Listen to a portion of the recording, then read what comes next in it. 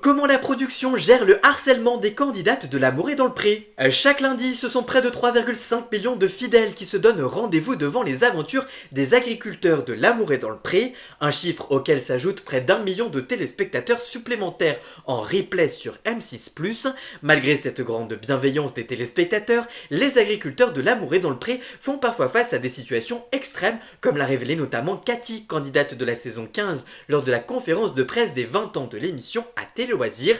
Ainsi, chaque année, des agriculteurs voient des totales inconnus débarquer chez eux à l'issue de la diffusion des portraits ou au cours de la saison. D'autres sont régulièrement sollicités par téléphone. La viticultrice explique, je cite, « Comme je fais de la vente directe, mon numéro est partout et se trouve facilement. Après l'émission, j'en ai eu qui m'ont appelé pour me dire qu'ils arrivaient le lendemain. J'en ai un qui me harcèle depuis près de 2 ans, mais sur 4 millions de téléspectateurs, s'il y a 2 perchés, c'est vraiment très minime, rassure la bordelaise. Un cas extrême qu'a également connu Anaïs, candidate de la saison 18 de l'émission. J'avais beaucoup de SMS et d'appels à toutes les heures du jour et de la nuit. Les premières semaines et les premiers mois, c'était un petit peu compliqué à vivre. Heureusement, dans ce genre de cas de figure particulier, les agriculteurs de l'amour et dans le pré ne sont pas tout seuls et peuvent compter sur la production, comme il l'explique. Quand on est harcelé par quelqu'un, on appelle la production et ce sont eux qui s'en chargent. Ils sont toujours là pour nous soutenir, glisse Cathy. Des propos corroborés par la production directement, ça nous est arrivé d'appeler la gendarmerie pour déposer une main courante